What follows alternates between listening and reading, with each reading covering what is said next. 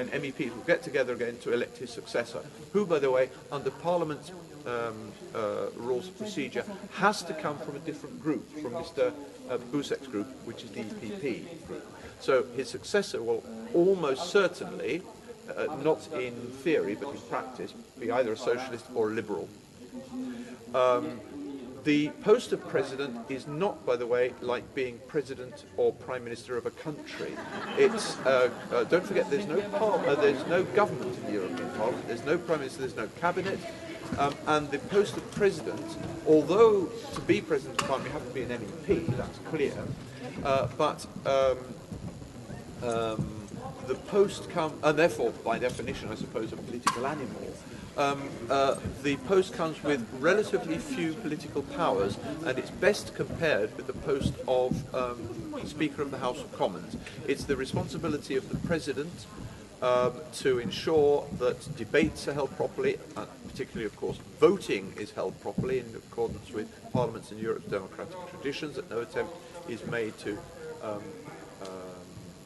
twist or break those democratic procedures, and also, of course, that the institution generally functions smoothly, and that relations between this institution and particularly the Council and the Commission function smoothly, since none of the EU institutions can work in isolation from the other. Since 1979, since the first direct elections to the European Parliament, the EPP and the Socialists have dominated in the number of presidents that they've had, though there have been two from the Liberal group since 1979. There have also been two women presidents of the European Parliament, both French but from different political groups. I think that's what I need to say about the smaller political groups now. The biggest of what are, or at least usually called the smaller groups, is the Greens. Obviously, Green politics, Greens were not present right back in the 19th Parliament, can trace its origins to the European Assembly, which was set up in 1952 under the coal and steel community. The Greens were not present, didn't emerge in European politics till the 60s, till the 70s or the 80s, but now they are just the fourth biggest group in the European Parliament. And I should also perhaps add that you probably know that there are two Green, British Green MEPs. Don't forget, MEPs are elected on a proportional system, not on the basis of the first past the post system. And you may also know that Dr. Caroline Lucas served for many years as an MEP. She's now been elected as the first MP in the House of Commons. But what the media often neglected to report was that she'd served as at least 15 years as an MEP here. But the Green Group consists of, basically, it's a sort of a coalition, an amalgam of groups which, till about 15 years ago, until this coalition was founded, were separate. The Greens proper, and something called the European Free Alliance, or EFA, which basically consists of moderate, this is a bit complicated, but once I've given you the definition, I'll give you some examples, moderate nationalists from countries or nations which are already in the EU but don't have their own sovereign state. What do I mean by that? Well, Scottish nationalists, Plaid Cymru, moderate nationalists from Catalonia, the Basque Country, Flanders, the Dutch-speaking part of Belgium, and so on. The next biggest group, with about 55 MEPs, is the Conservative and Reformist group. This is where British Conservative MEPs sit. Not exclusively, as I already said, you have to have 25 MEPs. Well, there, even British Conservatives on their own would have enough, but you have to have 7 different nationalities, and they've got that as well. There are Polish, Lithuanian, Czech, and some other nationalities in it too. Originally, these Conservatives, that is British and the others, sat with the EPP, but you probably don't need me to tell you that there are more Eurosceptic Conservative MEPs now than when Margaret Thatcher was in power, the decision was taken in the UK just before the last elections to the European Parliament for British and their allies, Conservatives, to leave the EPP to set up their own Eurosceptic group in the European Parliament, which is this Conservative and Reformist group. The next biggest group is what's left of the far left in the European Union.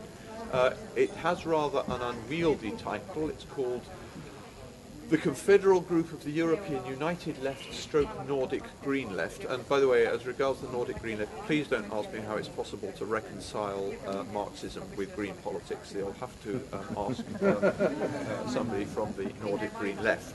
But basically, not everybody, I have to underline, not everybody that sits in this group is a communist or would claim that they have a Marxist inspiration. But many are. And of course, if you are a Marxist, you don't believe in a capitalist free market system. Can you still hear me okay at the moment? You don't believe in a capitalist free market system, which is the basis of the EU's economic system. So these people are anti-EU from a left-wing ideological point of view.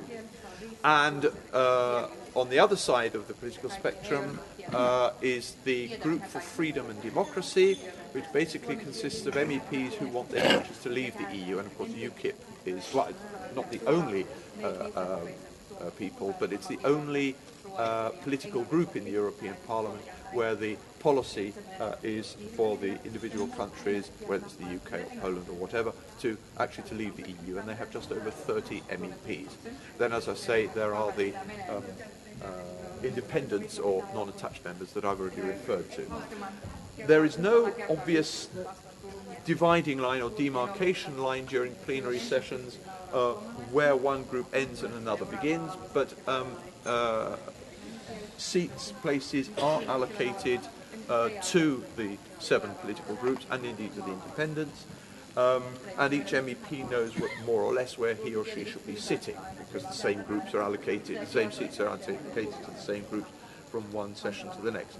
The basic rule is that of the seats allocated to each group, the leadership tends to sit in the front. This is to remind members during votes what the official line of the group is. That is a reminder that the official line of the group is vote in favour of this amendment. That is vote against, and that is abstention. Of course, there are occasionally other gestures which are seen in the chamber, but we'll go into the official ones. Apart from the leadership, the basic seating arrangements are in alphabetical order. Voting is by... You don't happen to have your card with you? Your voting card? Oh. All members are issued with a special electronic card, which Mr. Bronze is kindly going to show you now. I've never... Gosh, this is an honour. I've never actually held one of these in my hand before. This is the electronic... This is what MEPs use to enable them to... I'll give it back to you just in case I accidentally slip it into my pocket. You see in the middle at the front of each seat, each desk, there is a console, a unit, blacky grey colour. You can probably see in the top right-hand quadrant you may see the light glinting in the glass or perspex, whatever it is, in front of the screen. That screen, by the way, is used to convey important information to members during plenaries. Just above that is a slot, and when members insert their electronic cards into the slot, the whole thing is activated for voting, for electronic voting, that is. Members can vote in one of 3 ways, of course. In favour, in which case you see the 3 little buttons on the left of the screen. If you vote in favour of a proposed amendment, the top one lights up green. If you vote against, the bottom one lights up red. They're all silver at the moment because obviously the machines are off. And if you abstain, the middle one lights up a sort of whitish blue colour. And the results of the votes are shown on the boards, of course they're off at the moment, on either side of the chamber. It's also possible to vote by a show of hands, but of course the President has to be sure that it's going to be an overwhelming majority either in favour or against something. If that's not the case and it's almost equal, then of course he or she will have fluffed it because they still have to count. Okay. Languages. There are 23 official languages in the European Union, which is about 4 times as many as in the UN. In the chamber, they are all equal. The basic rule is... Right. Thank you. I welcome you back to this room. Do you mind if I sit down? It would just be a little bit easier, a bit more conversational. It's not really a speech so much. First of all, I'd like you to thank you for your treatment of Mr. Fordham, particularly the applause at the end. I've never seen anybody being applauded before, and that can be quite useful. The reason I say that is that when we arrived here, I think they had a number of preconceptions about us, and I think they thought we would probably go around sort of kicking doors open and denouncing people as servants of the devil and so on.